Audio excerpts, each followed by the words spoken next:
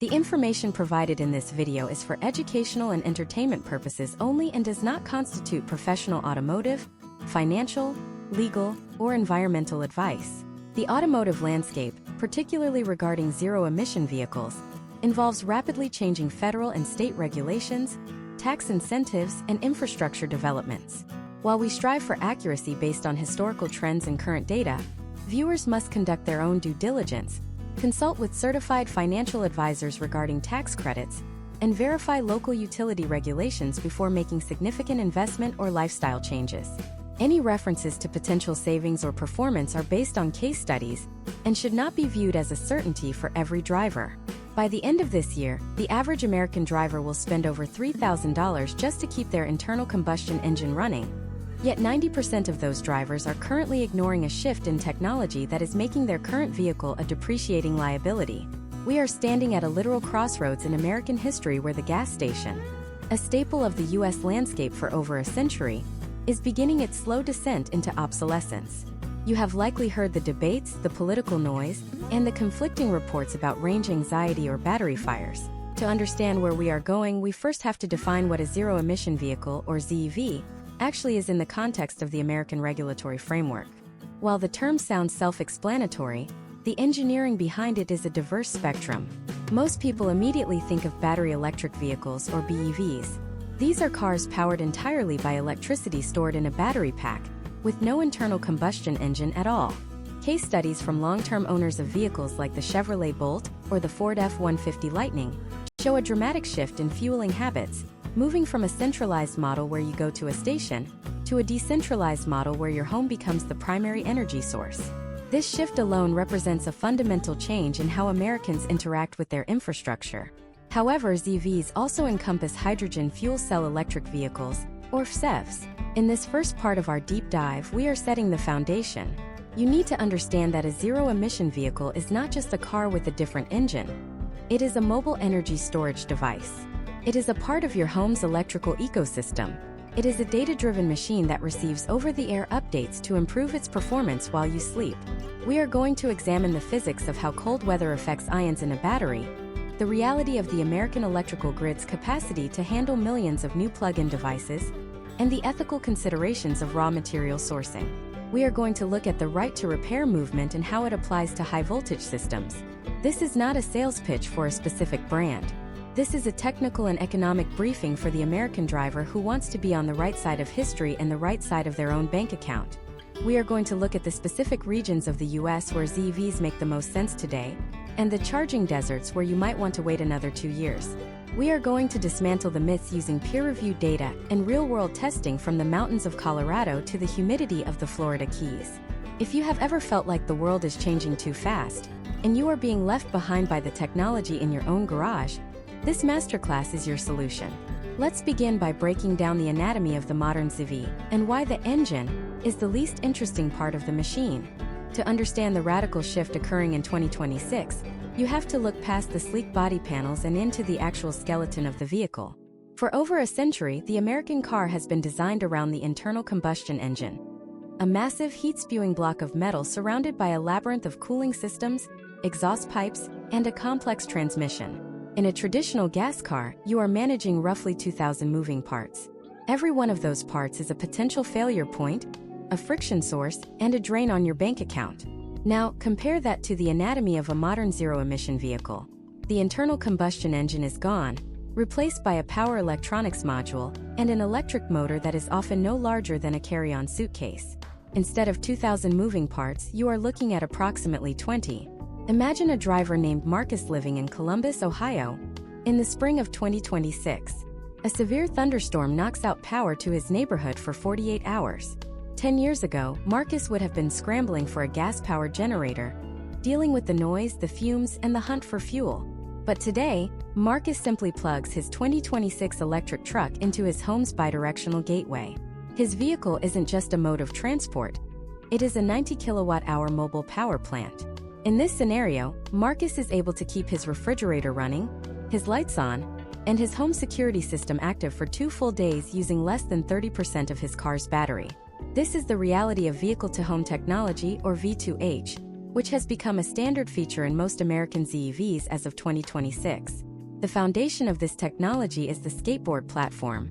Unlike gas cars where the engine sits in a dedicated bay, ZEVs place the battery pack at the very bottom of the vehicle, stretching from axle to axle. This creates a low center of gravity that makes a heavy SUV handle more like a sports car, and it frees up a massive amount of interior space. This is why we are seeing the rise of the front trunk. In 2026, American drivers are realizing that the space once occupied by a radiator and pistons is now a waterproof storage area for groceries or luggage. But the true engineering marvel lies within the chemistry of that battery pack itself. Historical trends in battery development led us to a split in the market that every driver must understand before stepping onto a lot in 2026.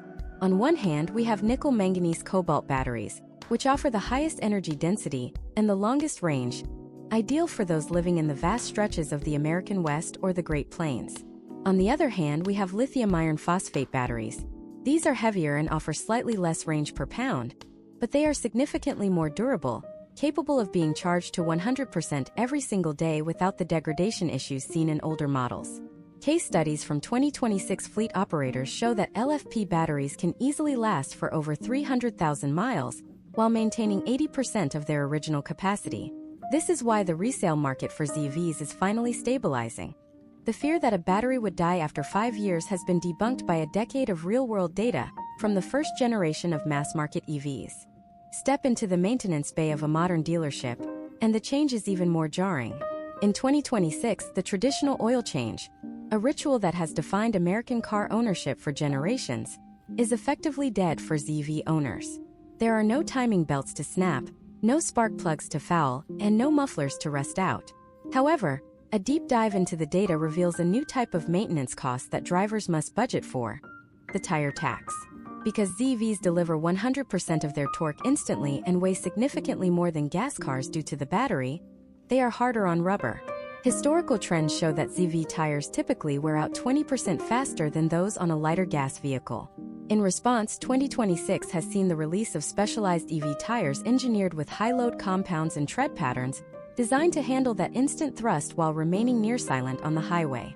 Furthermore, we are witnessing the first wave of semi-solid-state batteries entering the high-end American market. While the holy grail of all solid-state cells is still in the pilot phase for most manufacturers, the 2026 models from companies like Toyota and certain domestic startups are utilizing semi-solid electrolytes that drastically reduce the risk of thermal runaway and allow for charging speeds that were unthinkable 5 years ago. We are talking about adding 200 miles of range in less than 10 minutes. This breakthrough is the direct result of the battery belt, the massive industrial corridor in the Southeast and Midwest, where American-made cells are now rolling off the assembly line by the millions, reducing our reliance on overseas supply chains. The economic landscape for the 2026 driver is also shaped by the evolution of federal and state incentives. While the original $7,500 tax credit from the mid-2020s has undergone several revisions, the focus has shifted toward point-of-sale rebates. You no longer wait until tax season to see your savings. The credit is applied directly to the hood of the car at the dealership. However, to qualify, the vehicle must meet strict domestic content requirements for its battery minerals. This has created a bifurcated market where some vehicles are thousands of dollars cheaper simply because their lithium was mined in Nevada or refined in Tennessee, rather than imported. But even with the lower maintenance and the tax credits, a major question remains for the average driver. What happens when the software fails? In 2026, your car is as much a computer as it is a vehicle. We have seen case studies where a simple over-the-air update improved a car's regenerative braking efficiency by 5% overnight, while the owner was asleep. Conversely, we have seen instances where software glitches caused infotainment blackouts. The anatomy of the ZEV is built on a high-speed data backbone that allows the motor, the battery management system, and the self-driving sensors to communicate in milliseconds. This connectivity is what allows for features like preconditioning, where your car uses grid power to heat the battery and the cabin to 70 degrees while it is still plugged in, ensuring you have maximum range even in a Minnesota winter. This masterclass is designed to take you beyond the surface. In the coming parts, we are going to calculate the exact cost per mile for every region in the US, but before we get to the math, we have to address the elephant in the room. Even if the car is perfect, even if the battery lasts forever, And even if the maintenance is zero, none of it matters if you can't find a place to plug it in. The American landscape is being remapped with a network of high-speed chargers that look nothing like the gas stations of the past. Imagine pulling into a rest stop and seeing 50 stalls of 350 kilowatt chargers, all powered by a local solar array and a massive on-site storage battery. This isn't a futurist dream. It is the specific design requirement for the 2026 National Electric Vehicle Infrastructure Program. But there is a catch. As the number of ZEVs on the road triples, the strain on the aging American grid is becoming a point of national debate. Are we building the chargers fast enough? Or are we heading for a nationwide bottleneck that will leave drivers waiting in line for hours?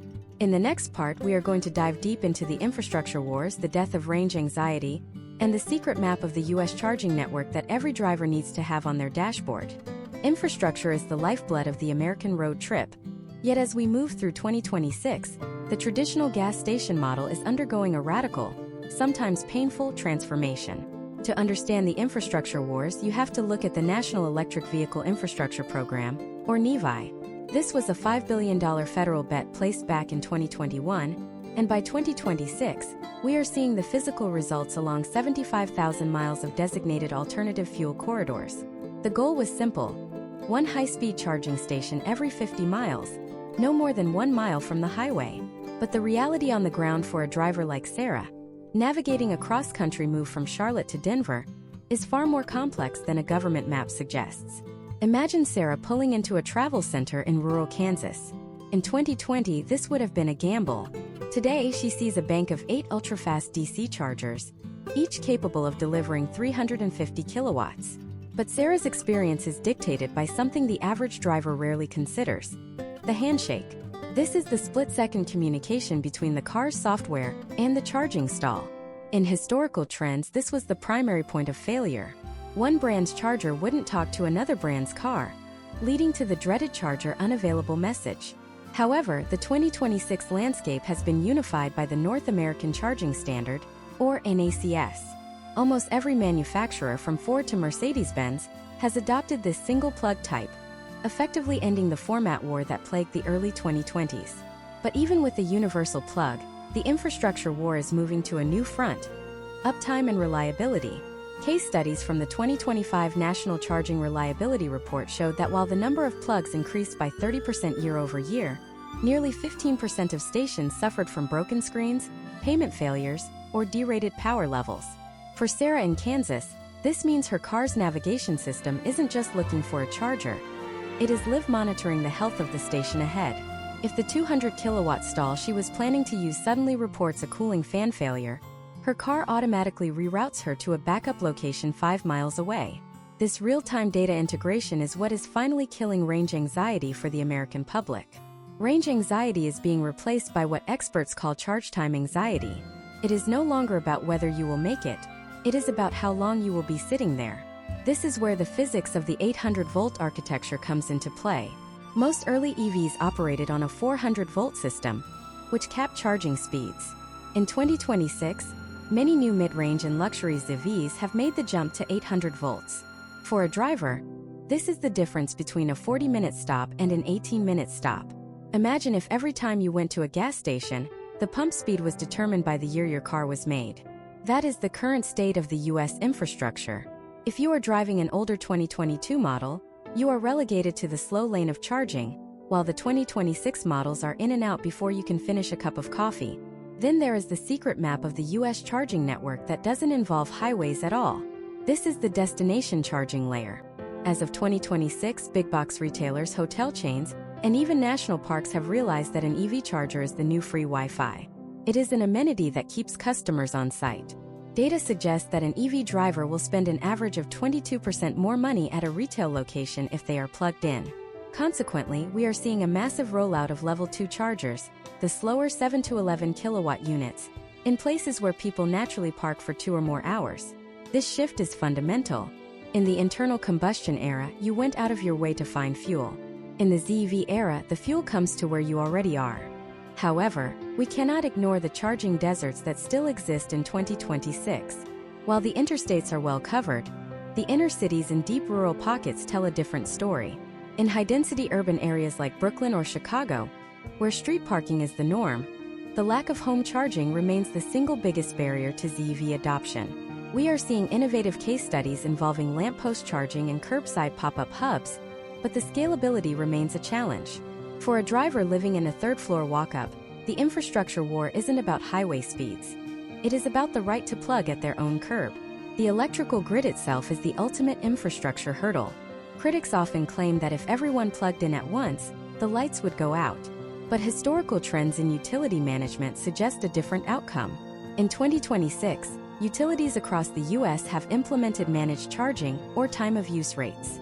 By using artificial intelligence to stagger the charging of millions of vehicles, the grid can actually become more stable.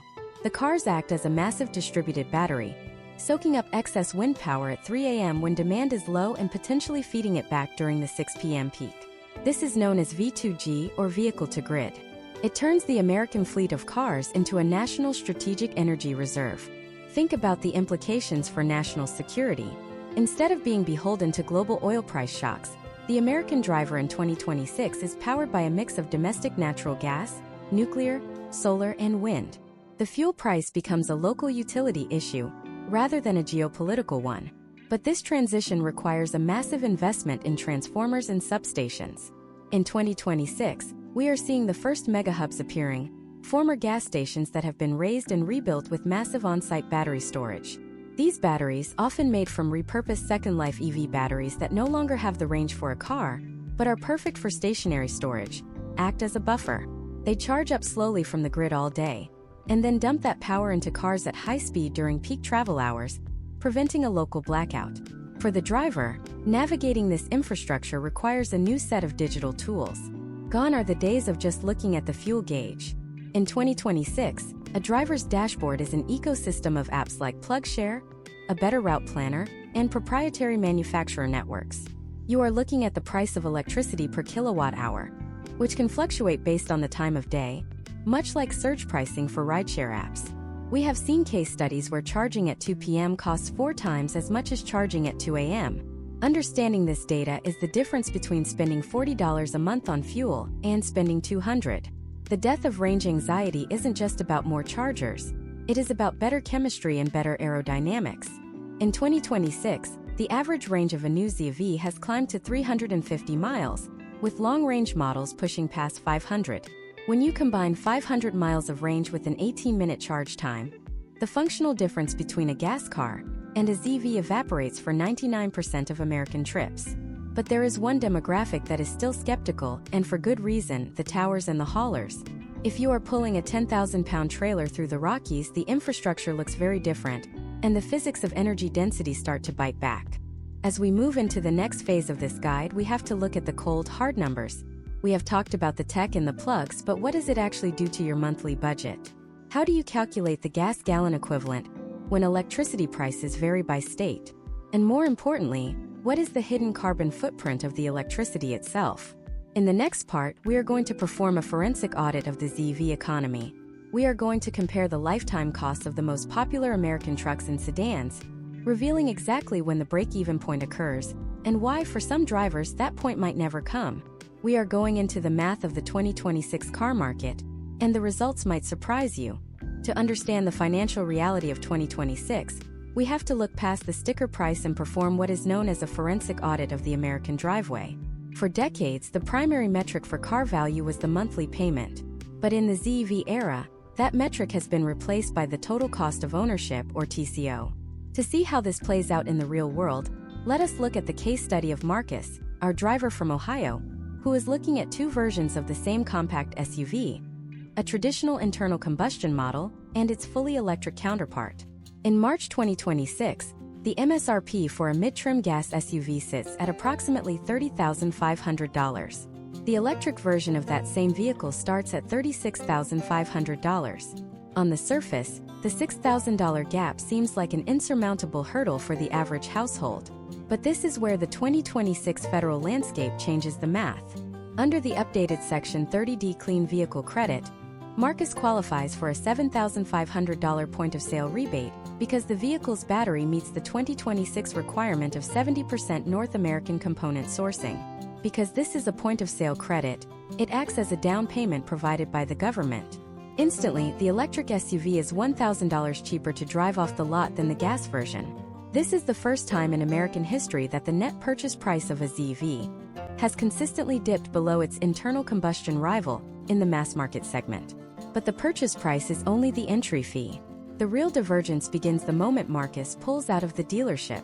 As of mid-March 2026, the national average for a gallon of regular gasoline has spiked to $3.79, driven largely by geopolitical instability and the ongoing conflict in the Middle East affecting global crude supplies. Meanwhile, the national average for residential electricity is approximately 18 cents per kilowatt hour.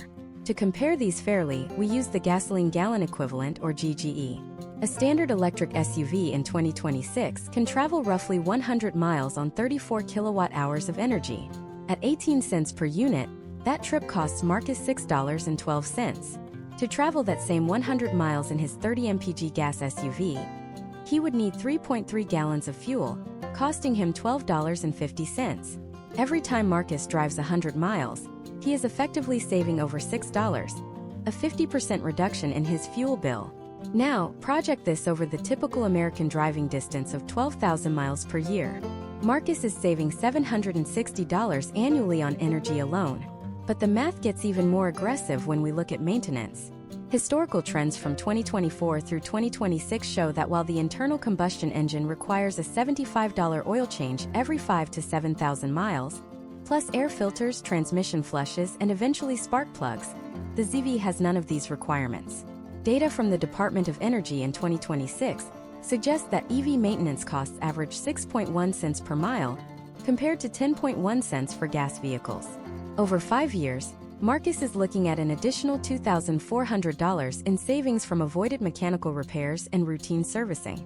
However, we must account for the tire tax mentioned earlier. In 2026, the extra weight and torque of Marcus's electric SUV mean he is replacing his specialized EV tires every 35,000 miles instead of the 45,000 miles he was used to with his gas car. A set of high-performance EV tires in 2026 costs roughly $800. Over a 5-year period, this eats about $400 back into his savings. Even with this penalty, the net financial outcome for Marcus is a 5-year TCO that is nearly $5,000 lower than the gas alternative. But math is regional. Imagine a different scenario for a driver named Elena in Los Angeles. In California, gas prices in March 2026 are averaging $5.34 per gallon, while electricity is also more expensive there, roughly 33 cents per kilowatt hour. The gap remains in favor of the ZEV. In fact, in high-cost fuel states, the break-even point for a ZEV often occurs within the first 18 months of ownership. Conversely, in a state like Washington or Idaho, where hydroelectric power keeps electricity rates near 12 cents but gas remains at the national average, the savings are so dramatic that the ZEV becomes an undeniable economic engine for the household. We also have to discuss the 2026 resale market. Historical trends from the early 2020s showed EVs depreciating faster than gas cars because the technology was moving so quickly that older models felt obsolete. But in 2026, we have reached a plateau. A 3-year-old electric vehicle with a 300-mile range is no longer a dated piece of tech. It is a highly desirable used asset. Case studies from January 2026 indicate that used BEVs are now retaining their value at rates equal to or higher than ICE vehicles, especially as more buyers seek to avoid the rising costs of gasoline. For a used vehicle purchaser, the savings are even more profound because they often qualify for the Section 25E used EV credit, up to $4,000, while inheriting a drivetrain that likely has another 150,000 miles of life left in it. So, why doesn't every single person in America make the switch today? Because the math of 2026 contains a hidden variable: the cost of time and the charging premium. If Marcus didn't have a garage and had to rely entirely on public Level 3 fast chargers, his cost per kilowatt hour wouldn't be 18 cents. It would be closer to 45 or 50 cents. At those rates, the fuel savings nearly vanish. For the 30% of Americans who live in multifamily housing without dedicated charging, the ZEV math currently only works if their workplace offers free or subsidized charging. This is the infrastructure divide of 2026. If you can charge at home, you are effectively paying the equivalent of $1.50 per gallon for gas. If you are forced to use the fast charging network for every mile, you are paying the equivalent of $4 per gallon. This is why the deep dive into the math is so critical. You cannot just look at the national average, you have to look at your specific zip code, your daily commute, and your access to a simple 3-prong outlet or a dedicated level 2 station. In 2026, the difference between a ZEV being a brilliant financial move and a frustrating expense comes down to one thing: your charging profile. We are seeing a new class of financial advisors in the US who specialize specifically in energy transition audits for families, helping them decide if their local utility rates and driving habits justify the switch. As we look at the spreadsheet of the American driver, the conclusion is becoming clearer. The internal combustion engine is becoming a luxury of the wealthy and the specialized, while the ZEV is becoming the pragmatic choice for the suburban commuter. But the financial side is only half the story. There is a physiological and psychological shift that happens when you stop using a steering wheel and start using a computer on wheels. In the next part of this masterclass, we are going to step inside the cabin. We are going to talk about the one-pedal driving phenomenon, the truth about self-driving software in 2026, and why the silent nature of these cars is actually creating a new safety crisis on American streets. We are moving from the wallet to the driver's seat, and the experience is nothing like you expect. The silence is the first thing that hits you when you slide into the driver's seat of a 2026 zero-emission vehicle. But for the American public, that silence is actually becoming a point of intense regulatory and safety debate. For over a century, the auditory cue of a combustion engine served as a primary safety feature for pedestrians, cyclists, and the visually impaired. As of 2026, the National Highway Traffic Safety Administration has fully implemented the updated Pedestrian Safety Enhancement Act, requiring all ZEVs to emit an acoustic vehicle alerting system, or AVAS, at speeds below 18 miles per hour. Imagine a driver named Leo pulling out of a quiet suburban driveway in Portland, Oregon. His car doesn't rumble. Instead, it emits a low-frequency harmonic hum that sounds more like a sci-fi spacecraft than a Ford or a Chevy. This sound is digitally synthesized and carefully tuned to ensure it doesn't contribute to urban noise pollution, while still alerting anyone nearby that 2 tons of steel is in motion. But once Leo accelerates past that 18-mile-per-hour threshold, the AVAS cuts out, and the true sensory shift of the 2026 driving experience begins. Without the vibration and roar of a multi-cylinder engine, every other sound in the environment is magnified. Case studies from automotive acoustic engineers show that ZEV manufacturers are now spending more on specialized sound deadening materials and active noise cancellation technology than they ever did on exhaust tuning. Leo notices the wind whistling against the side mirrors and the distinct slap of the tires against the pavement.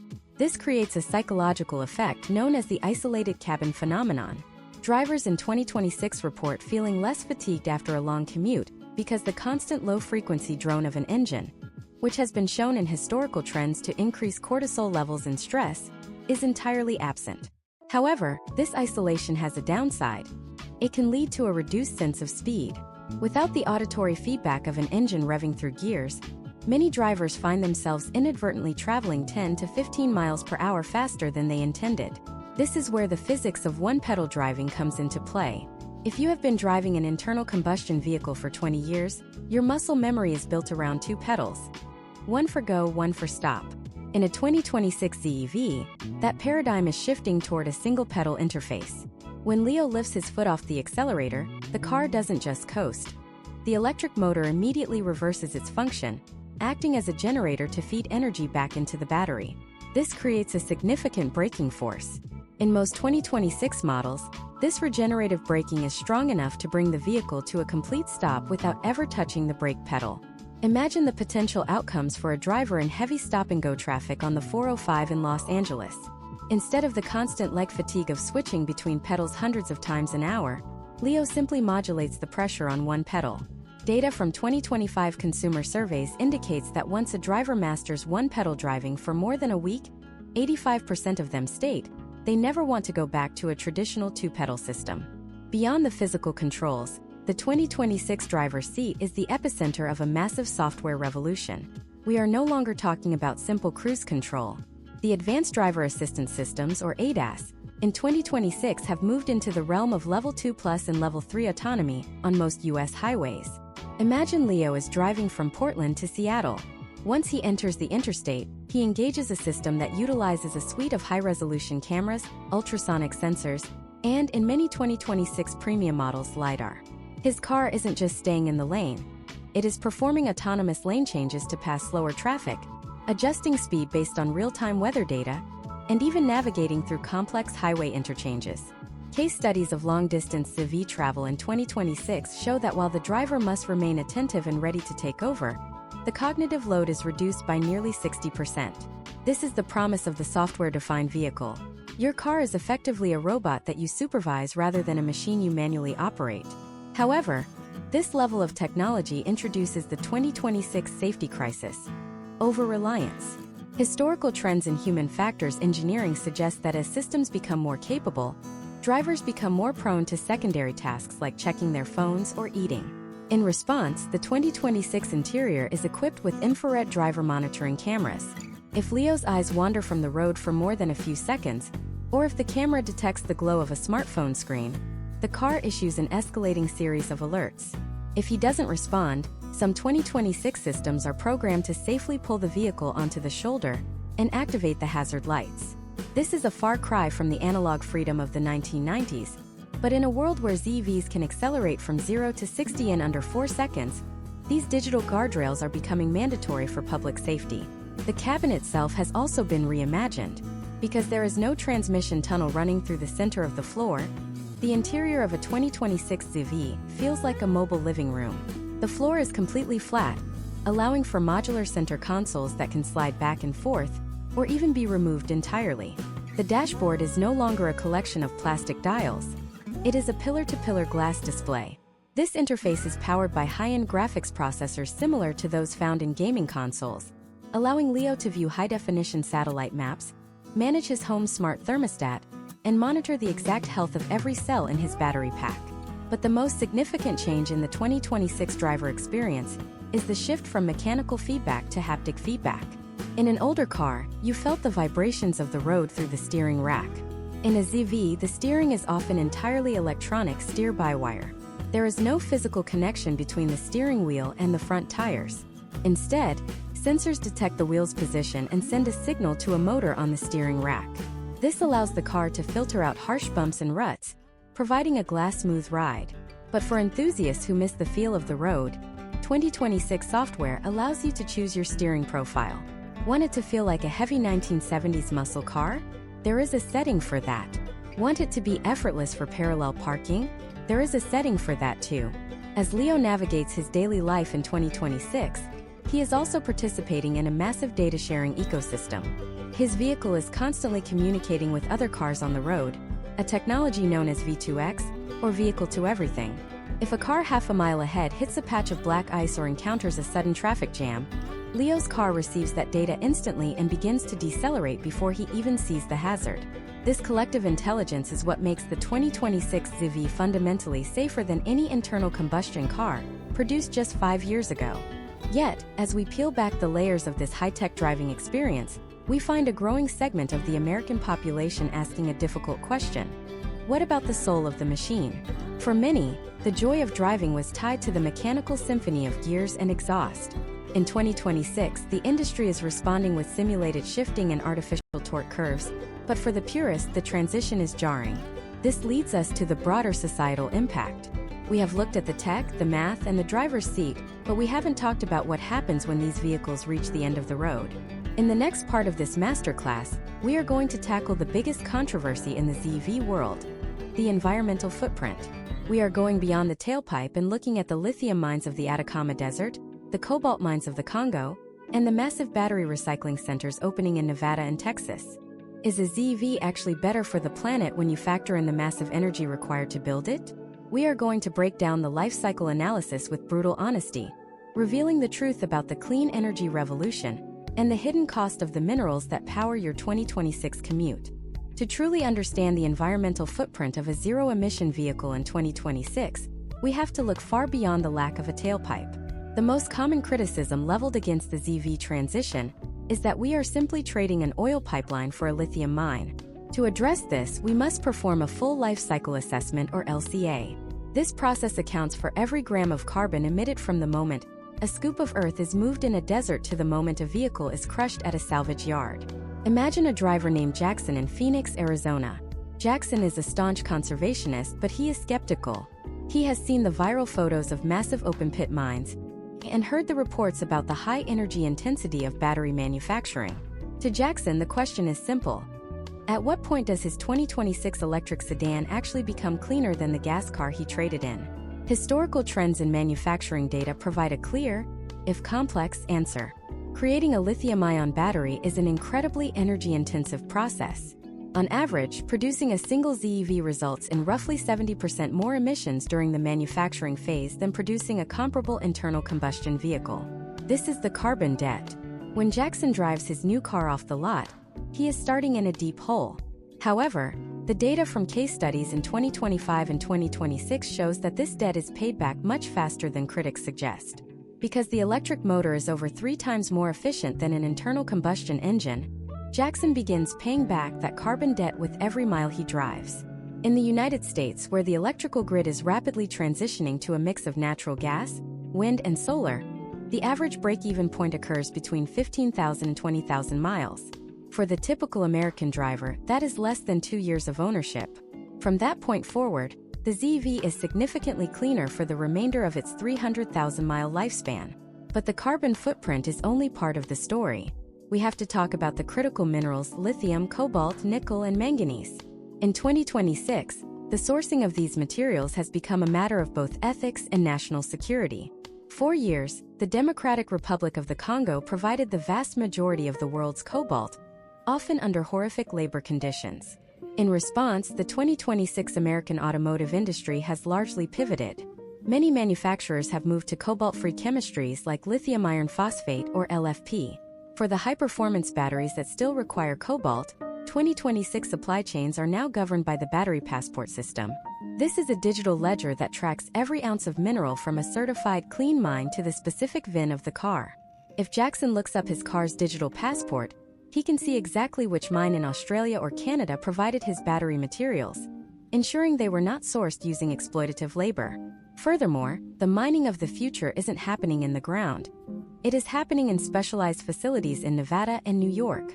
This is the rise of circular economy recycling. In 2026, we are seeing the first wave of early-generation EV batteries reaching the end of their automotive life. However, a battery that can no longer power a car at highway speeds still retains roughly 80% of its energy storage capacity. Instead of being shredded, these batteries are being harvested for second life applications. Imagine Jackson's local utility company using a bank of 10,000 retired car batteries to store solar energy during the day and power the city's streetlights at night. This extends the environmental value of the minerals for another decade. When the battery finally does fail completely, the 2026 recycling process has reached an efficiency rate of over 95%. Companies like Redwood Materials and Ascend Elements are now operating at scale in the US, using hydrometallurgical processes to reset the minerals. They take an old dead battery and extract the lithium, cobalt, and nickel as high-purity chemicals that go right back into the start of the assembly line. This is a fundamental difference between gasoline and electricity. You can only burn a gallon of gas once. Once it is gone, it is a gas in the atmosphere. But the minerals in a ZEV are a permanent asset. They stay in the system forever, being recycled indefinitely. Case studies from 2026 pilot programs suggest that by the 2040s, the United States could meet over half of its demand for battery minerals through recycling alone, virtually ending the need for new large-scale mining operations. We also have to address the water usage myth. Critics often point out that lithium extraction through brine evaporation in the Atacama Desert uses millions of gallons of water. While historically true, 2026 has seen the widespread adoption of direct lithium extraction or DLE. This technology acts like a giant Brita filter for the Earth.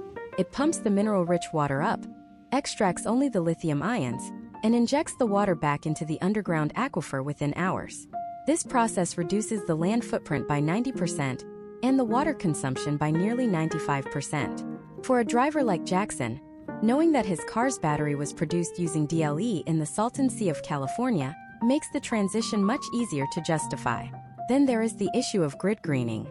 A ZEV is only as clean as the power plant that charges it. In 2026, the American grid is in a state of rapid flux. In states like Iowa or South Dakota, where wind power accounts for over 60% of the energy mix, a ZEV is nearly carbon neutral from day one. In states still heavily reliant on coal, The benefits are less pronounced but still present. Data from the Union of Concerned Scientists shows that even on the dirtiest grid in America, driving an electric vehicle is still equivalent to driving a gas car that gets over 80 miles per gallon. As the U.S. continues to retire coal plants in favor of modular nuclear reactors and massive battery-backed solar farms, every ZEV already on the road becomes cleaner automatically, without the owner having to change a single part. However, we cannot ignore the upstream emissions of the electricity itself. This includes the methane leaks from natural gas pipelines and the carbon footprint of building massive solar arrays. A deep dive into the 2026 data reveals that while no form of transportation is perfectly zero emission, the ZEV is the only technology that offers a clear path toward a net zero future. Internal combustion engines are limited by the laws of thermodynamics. They can never be cleaner than the fuel they burn. A ZEV, however, is a platform that scales with the cleanliness of the society it serves. But what about the hidden environmental costs that aren't talked about in brochures? We have to look at the microplastic pollution from tires. As we discussed in the maintenance section, ZEVs are heavier and wear through tires faster. In 2026, researchers have found that tire wear is a leading source of microplastics in our waterways. While the air in Jackson's Phoenix neighborhood is cleaner and the smog is lifting, the runoff from the roads remains a challenge. This has led to a new 2026 movement for high biocontent tires, made from dandelion rubber and soybean oils, designed to biodegrade more safely. Jackson realizes that the perfectly clean car is a myth, but the significantly better car is a reality. The 2026 ZEV represents a massive reduction in localized pollutants like nitrogen oxides and particulate matter, which have been linked in historical trends to asthma and cardiovascular issues in urban centers. By moving the exhaust from millions of tailpipes in residential neighborhoods to a few regulated, scrubbed, and increasingly renewable power plants, the public health outcomes for the United States are projected to save billions in healthcare costs over the next decade. As we conclude this forensic look at the environment, we find that the transition is not just about a different fuel, it is about a different philosophy of materials. We are moving from a linear economy of extraction and waste to a circular economy of recovery and reuse. But there is one final frontier we haven't crossed yet. While the environmental case is closing, the geopolitical and logistics case is just heating up. What happens when every American truck, the backbone of our economy, tries to go electric? How do we move 80,000 pounds of freight over the Rockies without a drop of diesel? In the next part, we are going to look at the heavy-duty revolution. We are going to explore the world of hydrogen fuel cells, the massive megawatt charging system, and why the future of your Amazon delivery might depend on a technology that is literally lighter than air. While the consumer sedan market has been the visible face of the zero-emission revolution, the real battle for the future of the American economy is being fought on the interstates by 80,000-pound Class 8 trucks. To understand why your next Amazon delivery or grocery haul is about to change, you have to understand the brutal physics of energy density. For a decade, the primary argument against heavy-duty ZEVs was the weight penalty. In a traditional diesel semi-truck, the fuel is incredibly energy-dense, allowing a driver to carry massive payloads over 1,000 miles with a relatively light fuel system. If you tried to achieve that same 1,000-mile range with 2020-era battery technology, the batteries themselves would weigh so much that the truck would have almost no capacity left for actual cargo. Imagine a driver named David, a 20-year veteran of the long-haul routes between Chicago and the port of Los Angeles. In March 2026, David pulls his rig into a pilot travel center outside of Flagstaff, Arizona. But he isn't looking for the diesel pumps. Instead, he pulls into a specialized bay equipped with a megawatt charging system, or MCS. This is the new global standard for heavy-duty charging that was finalized in late 2025.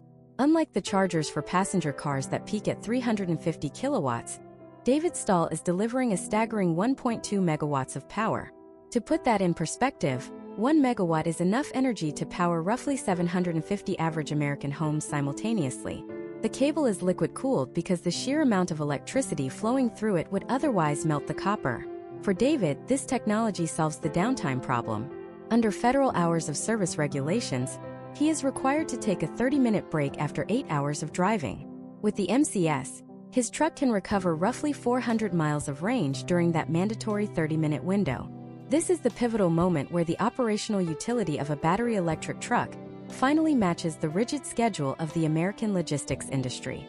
Case studies from companies like PepsiCo and Schneider National in early 2026 show that for regional haul routes, those under 400 miles, the battery electric semi-truck has already achieved a lower total cost of ownership than diesel, thanks to the massive savings in fuel and the near elimination of engine maintenance. However, David knows that batteries aren't the answer for every route. This is where the second pillar of the zero-emission heavy-duty strategy comes in: hydrogen fuel cells. While batteries are perfect for predictable regional routes, the extreme long-haul and heavy-load sectors are pivoting toward hydrogen. Imagine if David was hauling a refrigerated trailer full of produce through the steep grades of the Rocky Mountains in midwinter. The energy required to move that weight upslope while keeping the cargo at sub-zero temperatures is a massive drain on a battery. In 2026, we are seeing the rollout of vehicles like the Mercedes-Benz Gen H2 and the Nikola Tre FCEV, which utilize liquid hydrogen. The engineering advantage here is weight. A hydrogen fuel cell system, including the tanks and the fuel cell stack, weighs significantly less than a 2 megawatt-hour battery pack. This allows the truck to maintain a payload capacity nearly identical to a diesel equivalent. Historical trends in the trucking industry show that even a 1,000-pound difference in payload can mean the difference between profit and loss for a fleet operator. In a 2026 case study involving Amazon's middle-mile operations, hydrogen trucks were able to complete 1,000-kilometer runs, roughly 620 miles, on a single 15-minute fill-up. This fast fueling capability is the primary reason why hydrogen is being hailed as the diesel of the future for heavy industry. But where does the hydrogen come from? In 2026, the United States is in the middle of a massive hydrogen hub build-out. Backed by $7 billion in federal funding from the Regional Clean Hydrogen Hubs program, clusters are forming in the Pacific Northwest, the Gulf Coast, and the Mid-Atlantic. These hubs are creating an ecosystem where green hydrogen, produced by splitting water using wind and solar power, is becoming cost-competitive. For David, this means he doesn't just see a single pump. He sees a network of H2 stations located at strategic logistics nodes. The economic shift for the American consumer is subtle but profound. In the internal combustion era, the cost of shipping was highly volatile, tied to the fluctuating price of crude oil. When diesel prices spiked, you saw a fuel surcharge on almost every bill you paid. In the 2026 ZEV logistics model, the cost of energy is becoming more stable. While the initial purchase price of these high-tech trucks remains 2 to 3 times higher than diesel, the long-term potential outcomes are a stabilization of shipping costs. Once the infrastructure is paid off, the fuel, electricity or hydrogen, is increasingly derived from domestic renewable sources, shielding the American supply chain from global energy shocks. We must also look at the megawatt problem for the electrical grid. When David plugs in his 1.2 megawatt truck, he is putting a localized strain on the utility company that would have been unthinkable 5 years ago. To solve this, 2026 truck stops are becoming microgrids. They aren't just drawing power from the wires, they have massive on-site battery storage systems, BEVs, and in some cases small-scale hydrogen turbines. These systems act as a buffer, soaking up power when it's cheap and discharging it into David's truck when he arrives, ensuring the local town doesn't experience a brownout every time a fleet of semis stops for a break. This heavy-duty revolution is also cleaning up the air in diesel death zones, the neighborhoods surrounding ports and major distribution centers like those in Inland Empire, California, or Newark, New Jersey. Historical data has shown significantly higher rates of respiratory illness in these areas due to the concentrated soot and nitrogen oxides from idling trucks. By 2026, many of these ports have mandated zero-emission-only zones for drayage operations.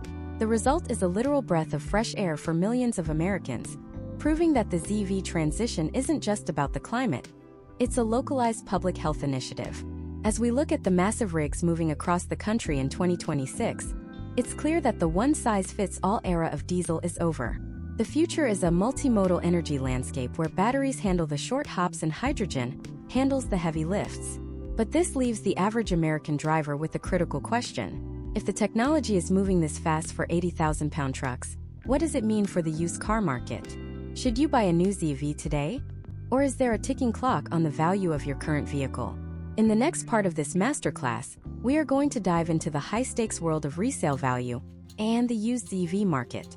We are going to reveal the specific obsolescence milestones that could make some 2026 models worth double their peers in 5 years, and the one mistake used car buyers are making that could cost them a $10,000 battery replacement. We are moving from the big rigs back to your personal finances, And the data on depreciation is going to change how you look at every car on the road. The used car market in the United States is currently experiencing its most volatile period since the post-war era. And as we move through 2026, the traditional rules of depreciation are being rewritten by the chemistry of the lithium-ion cell. For generations, an American driver could estimate the value of their vehicle based on the odometer reading and the brand's reputation for mechanical reliability. If you bought a Toyota or a Honda in 2010, you knew that at 100,000 miles the engine was likely at its midpoint. But in 2026, the odometer is no longer the primary indicator of a vehicle's worth. Instead, the market has pivoted toward a metric known as state of health, or SOH. To understand why this matters to your wallet, let us look at the case study of a driver named Chloe in Austin, Texas. Imagine Chloe is in the market for a used zero-emission vehicle in the spring of 2026. She finds two identical 2022 models for sale. Both have 40,000 miles on the clock. Both have pristine interiors. However, one is priced at $22,000, while the other is listed at $18,000. To the untrained eye, the $18,000 car is a bargain. But Chloe, having done her due diligence, requests the battery health report for both. The more expensive car shows an SOH of 96%, meaning the battery has degraded by only 4% in 4 years. The cheaper car shows an SOH of 82%. In the 2026 market, that 14% difference in battery health represents a massive disparity in real-world range and future utility. Historical trends in the early 2020s showed that many first-generation EV owners were charging to 100% every single night and using high-speed DC fast chargers for almost every mile. While convenient, this behavior accelerated the growth of lithium dendrites within the cells, leading to faster degradation. Case studies from 2026 automotive auctions show that vehicles with a history of exclusively fast charging are now being hit with a significant charging penalty in their resale value. For Chloe, the $18,000 car isn't a deal. It is a vehicle that has already lost nearly a fifth of its original range and is likely to hit the 70% end-of-life threshold much sooner than its peer. This is why the 2026 buyer must demand a certified battery diagnostic. If a seller cannot provide one, the vehicle is effectively a financial black box. Furthermore, we must address the obsolescence milestones that are creating winners and losers in the used ZEV market. In 2026, the industry has largely settled on 3 distinct tiers of technology that determine a car's long-term value. Tier 1 consists of vehicles with 800-volt architectures and AES native ports. These cars are the future-proof assets of 2026. Because they can utilize the latest ultra-fast chargers and have the most efficient thermal management, they are retaining over 60% of their value after 3 years. Tier 2 consists of 400-volt vehicles that have been retrofitted with adapters. These are solid commuter cars but are seeing faster depreciation because they lack the stop-and-go convenience of the newer models. Tier 3 consists of early compliance cars with limited range, under 150 miles, and air-cooled battery packs. In 2026, these vehicles are seeing their resale values crater, as they are increasingly viewed as neighborhood electric vehicles rather than true replacements for a primary car. But there is a massive silver lining for the savvy used buyer in 2026. The Section 25E federal tax credit has become a powerful tool for stabilizing the market. Under current 2026 regulations, a used ZEV sold through a licensed dealer for $25,000 or less qualifies for a credit of 30% of the sale price, capped at $4,000. For a driver like Chloe, this means her $22,000 purchase is effectively reduced to $18,000 at the point of sale. This federal intervention has created a price floor for used EVs, ensuring that as long as the battery is healthy, the vehicle remains an attractive option for middle-income American families. However, a new risk has emerged in 2026 that every used car buyer must be aware of: the software locked feature. Case studies have surfaced where second-hand owners discovered that certain premium features, like extended range, heated seats, or advanced driver assistance, did not transfer to the new owner. In the era of the software-defined vehicle, some manufacturers are treating these features as digital subscriptions rather than permanent hardware. Imagine if you bought a used gas car and found out you had to pay a monthly fee to use the 4th and 5th gears. In 2026, this is a reality for some ZEV models. When Chloe evaluates a used vehicle, she isn't just checking the tires. She is checking the digital title to ensure that the features she is paying for are permanently unlocked for the life of the car. We also have to look at the insurance landscape for used ZEVs in 2026. Historical data from 2024 through 2025 indicated that insurance premiums for electric vehicles were roughly 15 to 20% higher than for gas cars. This was largely due to the high cost of repair for even minor accidents, because the battery pack is often integrated into the chassis. A minor side impact collision that would be a simple body shop fix on a gas car could result in a total loss for a ZEV if the battery casing is even slightly dented. In 2026, however, insurance companies have become more sophisticated. They are now using telematics and AI-driven damage assessment to better calculate risk. For a used buyer, this means that cars with modular battery designs, where individual modules can be replaced rather than the entire pack, are seeing lower insurance premiums and, consequently, higher resale values. The potential outcomes for the American used car market are leaning toward a two-track system. On one track, we have the well-maintained, liquid-cooled, high-voltage ZEVs that are becoming the new million-mile cars of the American road. Because an electric motor can theoretically run for decades with minimal wear, a ZEV with a healthy, well-managed battery could outlast 2 or 3 gas engines. On the other track, we have the disposable tech cars, those with integrated batteries that are impossible to repair and software that becomes laggy after 5 years. In 2026, the gap between these two tracks is widening. For the American driver, the strategy for 2026 is clear. Buy the battery, not the car. If you are selling, keep your charging logs and proof of slow charging to command a premium. If you are buying, ignore the shiny paint and look at the kilowatt-hour capacity and the thermal management history. This is the new language of the American driveway. But while we have focused on the individual driver and their budget, there is a much larger force at play that is determining the price of every car on the lot. The global energy transition is no longer a slow-moving trend. It is a geopolitical collision. The battle for the minerals, the chips, and the software is redrawing the map of the world. In the next part of this masterclass, we are going to look at the global ZEV race. We are going to explore how the competition between Detroit, Silicon Valley, and the rising manufacturing powerhouses of Asia is going to impact your local dealership. We are going to talk about the import wars, the reality of American manufacturing independence, and why the Made in USA label on your battery might be the most important factor in your car's reliability and price for the next decade. We are moving from the used car lot to the global boardroom, and the stakes couldn't be higher. The global chessboard of automotive manufacturing has been completely upended as we reach the midpoint of 2026, and for the American driver, this means the car in your driveway is now a participant in a high-stakes geopolitical tug-of-war. To understand the global ZEV race, you have to look at the tension between 3 distinct power centers: the legacy titans of Detroit, the software-first innovators of Silicon Valley, and the manufacturing juggernauts of East Asia. This is no longer just about who builds the fastest car. It is about who controls the entire stack, from the lithium mine to the operating system. Imagine a driver named Robert in Spartanburg, South Carolina. Robert works at a major automotive assembly plant. In 2020, his job was focused on the precision of internal combustion timing. In 2026, his daily reality involves managing high-voltage battery integration and solid-state welding. Robert's factory is a microcosm of the American industrial pivot.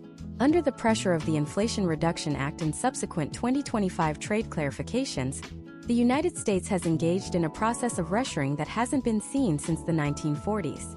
The Made in USA label on Robert's products is no longer just a point of national pride. It is a technical necessity for consumer eligibility for federal incentives. However, the competition is fierce. Historical trends show that China spent over a decade and billions of dollars securing the global supply chain for battery minerals before the West even entered the race. By 2026, the potential outcomes of this head start are visible at every American dealership. While domestic manufacturers like Ford and GM have made massive strides with their dedicated EV platforms, they are facing an onslaught of ultra-efficient, vertically integrated competitors. In response, the U.S. government has implemented a series of strategic tariffs and domestic content requirements. For Robert and millions of other American workers, this trade barrier is what keeps their factories humming.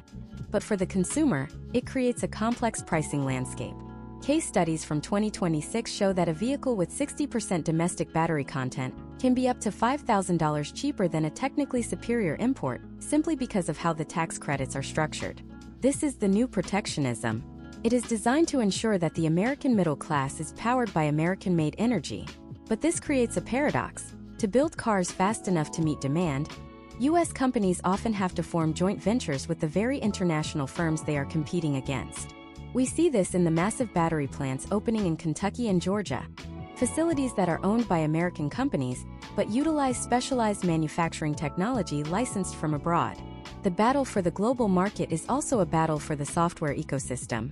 In 2026, your car's operating system is as important as its suspension. We are seeing a divergence in how the world approaches the user interface. Silicon Valley companies view the ZEV as a mobile smartphone, a platform for services, data collection, and constant updates. Traditional automakers are struggling to keep up, leading to high-profile software delays that have occasionally pushed back model launches by years. Imagine if Robert buys a car today and finds that the navigation system is 3 years behind the interface on his phone. In 2026, that is a deal-breaker. This has forced legacy brands to hire thousands of software engineers, essentially turning 100-year-old car companies into tech firms. But while the US and China are the primary combatants, we cannot ignore the European front. European manufacturers, facing some of the strictest emission regulations in the world, have doubled down on high-efficiency, premium ZEVs. In 2026, we are seeing the arrival of European models that prioritize aerodynamics and lightweight materials to compensate for smaller, more sustainable battery packs. This contrast in philosophy, the American preference for massive high-range batteries versus the European preference for efficiency and fast charging, is defining the 2026 showroom. This global race also impacts the reliability of your vehicle. In 2026, the complexity of global supply chains means that a single shortage of specialized semiconductors can halt production across 3 continents. Historical trends from the early 2020s taught the industry a painful lesson about over-reliance on single-source suppliers. Consequently, the 2026 ZEV is designed with more redundant supply paths. For the driver, this means that parts for a 2026 model are more likely to be available for long-term repair than those for a 2021 model, which was built during the peak of the supply chain crisis. The stakes in this boardroom battle are existential. If a major American automaker fails to master the ZEV transition by 2026, they aren't just losing market share, they are facing obsolescence. We have already seen case studies of smaller manufacturers being absorbed by tech giants or forming desperate alliances to share the multi-billion-dollar cost of platform development. For Robert in South Carolina, the success of his plant depends on the ability of his company to out-innovate global rivals in energy density and cost per kilowatt-hour. Furthermore, we are seeing the rise of the sovereign wealth funds in the ZEV space.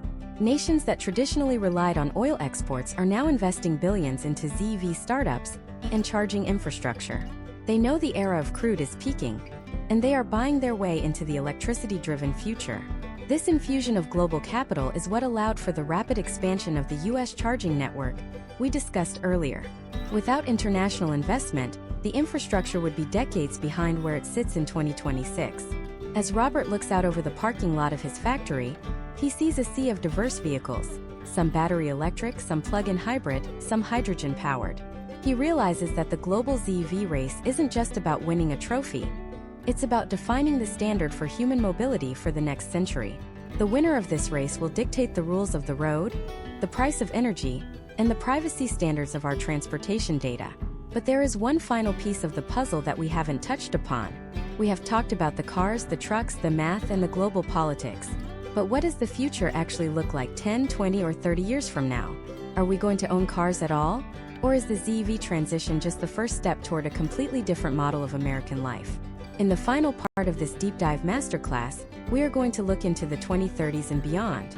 We are going to explore the world of autonomous robot access, the end of the suburban garage, and the ultimate destination of the zero-emission journey.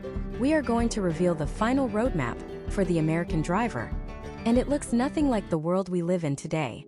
The transition we are witnessing in 2026 is merely the prologue to a total reconfiguration of the American landscape. To understand the final roadmap, we must look beyond the car as a product and see it as a node in a massive autonomous network. Imagine a driver named Thomas living in a dense suburb of Dallas in the year 2035. For Thomas, the concept of owning a car, paying for insurance, maintenance, and parking, has become an antiquated financial burden. Instead, Thomas subscribes to a mobility as a service platform. When he needs to get to work, a zero-emission autonomous pod arrives at his door, synchronized perfectly with his digital calendar. This is not science fiction. It is the logical conclusion of the trends we have analyzed throughout this masterclass. Historical trends in the mid-2020s showed that the average American vehicle sits idle 95% of the time. In the final roadmap, that inefficiency is eliminated. By 2035, the massive suburban garage is being repurposed into home offices, gyms, or additional living units because the need for personal vehicle storage has plummeted in urban and suburban cores. Case studies from early pilot programs in Phoenix and San Francisco indicate that a single autonomous ZEV can replace up to 8 privately owned vehicles. This shift dramatically reduces the need for massive asphalt parking lots, allowing cities to reclaim that space for green zones and high-density housing. For the American driver, the potential outcomes include a significant reduction in monthly transportation expenses, as the cost per mile of a shared autonomous ZEV is projected to be lower than the cost of a bus ticket today. But what about the energy that powers this autonomous fleet? This is where the concept of the virtual power plant, or VPP, becomes the backbone of American stability. In 2026, we are already seeing the first VPP trials, where thousands of electric vehicles are networked to support the grid. By the 2030s, this will be the standard. Imagine a summer heat wave in Texas. The grid is under immense strain. Instead of a blackout, the autonomous fleet, millions of high-capacity batteries on wheels, automatically pauses its non-essential trips and begins discharging power back into the grid. Your car is no longer just a way to get to the grocery store. It is a critical piece of national infrastructure that prevents energy crises. Thomas doesn't just pay for his rides. His participation in the network earns him credits that offset his home energy bills. The engineering behind this future relies on the perfection of solid-state batteries. While we discuss semi-solid-state tech in 2026, the 2030s will likely see the mass-market adoption of true solid-state cells. These batteries eliminate the liquid electrolyte, making them virtually fireproof and capable of charging in under 5 minutes. This removes the final barrier to long-distance travel. In this future, the great American road trip remains alive, but it is effortless. You can drive from New York to Los Angeles in an autonomous lounge, sleeping while the vehicle manages the charging stops at high-speed hydrogen or electric hubs. However, the final roadmap also includes the difficult transition for rural America. While cities move toward shared autonomy, the vast stretches of the Midwest and the Mountain West will likely remain the last bastions of private vehicle ownership. For a rancher in Wyoming, the ZEV of 2040 is a rugged multi-fuel machine that uses a combination of high-density batteries and on-site generated green hydrogen. The decentralized nature of ZEV technology actually empowers rural communities, allowing them to produce their own fuel from local wind and solar, breaking the century-long dependence on centralized oil refineries and long-haul pipelines. We must also address the ethical and social implications of this final destination. As vehicles become software-defined and autonomous, the question of data privacy becomes paramount. In the 2030s, your vehicle knows where you go, who you are with, and even your physiological state through biometric sensors in the seats. The legislative battles of the late 2020s will determine whether that data belongs to you or the corporations managing the fleet. Case studies of data breaches in the early 2020s have already led to the 2026 push for the Automotive Data Bill of Rights, which will be the legal foundation for the autonomous era. Furthermore, the labor market will undergo a seismic shift. The millions of Americans currently employed as truck drivers, delivery workers, and taxi drivers will see their roles transformed. We are already seeing the beginning of this in 2026 with autonomous long-haul trucking on the I-10 corridor. The final roadmap involves a massive retraining effort, moving the American workforce from driving vehicles to managing the sophisticated logistics software and maintaining the complex robotics that keep the ZEV fleet running. This is the industrial revolution of the 21st century, and it requires a new type of vocational education focused on high-voltage systems and artificial intelligence. The environmental impact of this end state is perhaps the most profound. By 2040, the goal is a truly circular automotive economy. The carbon debt we discussed in Part 6 is not just paid back. It is eliminated through carbon-neutral manufacturing and 100% recycling of battery materials. The air in American cities will be cleaner than it has been since before the Industrial Revolution. Noise pollution will be a thing of the past. The localized public health benefits, the reduction in respiratory diseases and the increase in walkable urban spaces will add years to the average American life expectancy. As we conclude this 10-part deep dive, the message is clear. The zero-emission vehicle is not a trend, and it is not just a different type of engine. It is the catalyst for a total reimagining of how we live, work, and move across this continent. We are moving from a world of mechanical scarcity and environmental degradation to a world of digital efficiency and renewable abundance. The transition will be messy, it will be expensive, and it will challenge our deeply held beliefs about freedom and ownership. But the data shows that the path is already paved. If you have watched all 10 parts of this masterclass, you now possess a comprehensive understanding of the technology, the economics, the politics, and the future of the American road. You are no longer just a consumer. You are an informed participant in the most significant technological shift of our lifetime. The choices you make today, the car you buy, the way you charge, and the policies you support will determine the speed and the success of this transition. But even as we reach the end of this roadmap, new questions are emerging on the horizon. While we have mastered the road, the transition is now moving to the skies and the seas. How do we apply these ZEV principles to commercial aviation and global shipping? Are we ready for the era of electric vertical takeoff and landing vehicles in our cities? The masterclass for the next frontier is just beginning, and the technology is moving faster than ever before. This is the end of the guide for drivers, but it is just the beginning of the zero-emission era. Keep your eyes on the road, but keep your mind on the future.